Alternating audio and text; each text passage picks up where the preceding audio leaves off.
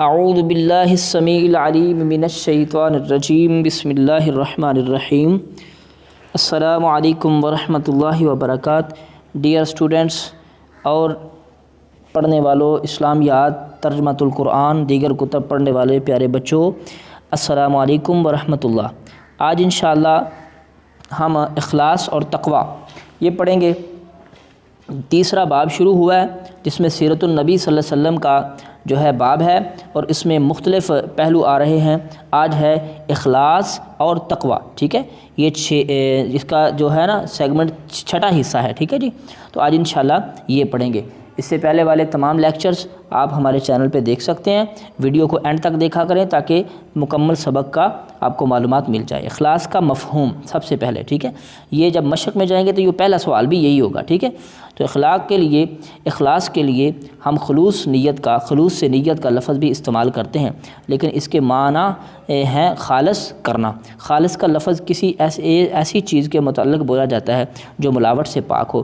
انسانی تعلق میں اخلاص جو ہے ایسی صفت کا نام ہے جس کے تحت انسان کوئی کام خالصتاً کسی ایک فرد یا کسی ایک مقصد کے لیے سر انجام دیتا ہے، اور اس سے کوئی گنجائش، کوئی ذاتی غرض یا کوئی ذاتی مفاد مقصود نہیں ہوتا۔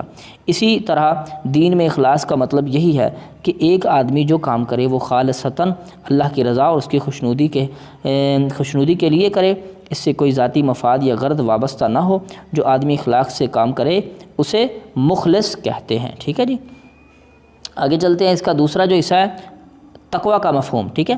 تقوی کا معنی ہے ڈرنا، بچنا یا پرہیزگاری، ٹھیک ہے۔ شریعت میں اس کا مفہوم یہ ہے کہ انسان کے دل میں اس بات کا احساس اور خوف پیدا ہو جائے کہ اللہ میری ہر بات کو دیکھ رہا ہے، جس کے مطابق حساب و کتاب کے بعد مجھے انعام یا سزا دی جائے گی۔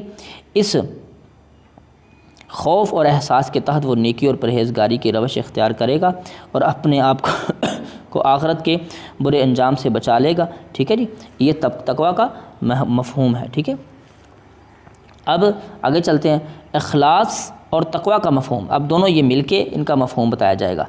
جب اخلاص اور تقوی کو ملا کر بولا جائے تو اس کا مفہوم یہ ہوگا کہ انسان نیکی اور پرہیزگاری بے لوث ہو کر اور اس غرض سے اختیار کرے کہ اللہ اس سے راضی ہو جائے، وہ برے انجام سے بچ جائے۔ یہ نیکی وہ کسی مفاد یا دکھلاوے یا نیک نامی کے لیے نہ کر رہا ہو، مختصراً اسے ہم نیک نیتی بھی کہہ سکتے ہیں، ٹھیک ہے جی۔ آگے چلتے ہیں۔ آگے ہے تقوی کی حقیقت۔ اب تقوی کی حقیقت کیا ہے وہ آپ کے سامنے آئے گی اور اس میں مثالیں بھی آئیں گی۔ تقوی ایک دلی کیفیت ہے، ٹھیک ہے۔ تقوی کوئی ظاہر میں نظر نہیں آتا کہ کسی کے ماتھے پہ لکھا ہو کہ یہ متقی ہے، یہ ایک دل کی کیفیت ہے، ٹھیک ہے۔ ایک رویہ ہے اور ایک طرز حیات ہے، ٹھیک ہے جی۔ جب انسان یہ کیفیت یا رویہ پیدا ہو جائے انسان میں تو وہ کسی کام میں اللہ اور اس کے رسول کی نافرمانی نہیں کرتا۔ اسی لیے رسول اللہ صلی اللہ علیہ وسلم نے دل کی طرف اشارہ کرتے ہوئے تقوی یہاں ہوتا ہے۔ ایک مرتبہ حضرت عمر فاروق رضی اللہ تعالی عنہ نے حضرت ابی بن کعب رضی اللہ تعالی عنہ سے تقوی کی حقیقت دریافت کی تو حضرت ابی بن کعب رضی اللہ تعالی نے کہا، امیر المؤمنین، کبھی آپ کا کسی ایسے راستے سے گزر ہوا ہو جس میں ہر طرف خاردار جھاڑیاں ہوں؟ حضرت عمر نے فرمایا، ہاں، جب میں اپنے باپ کے اونٹ چرایا کرتا تھا تو اکثر ایسے راستوں سے گزرا کرتا تھا۔ حضرت ابی بن کعب رضی اللہ تعالی عنہ نے کہا، آپ وہ راستے کس طرح طے کرتے تھے؟ حضرت عمر رضی اللہ تعالی نے فرمایا، میں اپنے کپڑے سمیٹ لیتا تھا، ایک طرف اپنا دامن کانٹوں سے بچانے کی کوشش کرتا تھا تو دوسری طرف کانٹوں کو اپنے راستے سے ہٹانے کی کوشش کرتا تھا، اور بہت احتیاط سے پھونک کر قدم رکھتا تھا۔ حضرت ابی بن کعب نے کہا، یہی تقوی ہے۔ اللہ اکبر، کتنی پیاری مثال ہے۔ قرآن کریم نے انسان کے تمام اعمال اور عبادات کا مقصد اسی تقوی کو قرار دیا ہے، کیونکہ جب انسان کے اندر تقوی کی صفت پیدا ہو جاتی ہے تو اس کے لیے برائی سے بچنا اور پرہیزگاری اختیار کرنا آسان ہو جاتا ہے، ٹھیک ہے جی۔ تفصیل کے ساتھ آپ نے تقوی کی جو ہے بحث کو پڑھا ہے۔ تقوی معیار فضیلت ہے۔ تقوی معیار فضیلت ہے، یعنی کسی بندے کو فضیلت حاصل ہو تو اس میں تقوی ہوتا ہے تو اس کے معیار پر حاصل ہوتی ہے، ٹھیک ہے۔ اسلام نے انسانی فضیلت کا معیار تقوی کو قرار دیا ہے۔ ان اکرمکم عند اللہ اتقاکم، اور فرمایا تقوی کو اپنی پوری ہمت اور استطاعت سے اختیار کرو، فاتقوا اللہ ما استطعتم۔ اچھا، اس آیت کا ترجمہ اس نے نہیں لکھا، میں کرا دیتا ہوں۔ ان اکرمکم، بے شک اللہ کے ہاں سب سے زیادہ عزت والا، بے شک سب سے زیادہ عزت والا تم میں سے، عند اللہ، اللہ کے ہاں، اتقاکم، جو زیادہ متقی ہے وہ سب سے زیادہ عزت والا ہے۔ آگے اگلی آیت ہے فاتقوا اللہ ما استطعتم، اللہ کا تقوی اختیار کرو جتنی تمہارے اندر طاقت ہے۔ اور پھر یہاں تک فرما دیا کہ زندگی کے آخری سانس تک تقوی کا دامن ہاتھ سے چھوٹنے نہ پائے، اور تقوی کو اس طرح اختیار کرو جس طرح اس کے اختیار کرنے کا حق ہے۔ اللہ اکبر۔ آگے چلتے ہیں۔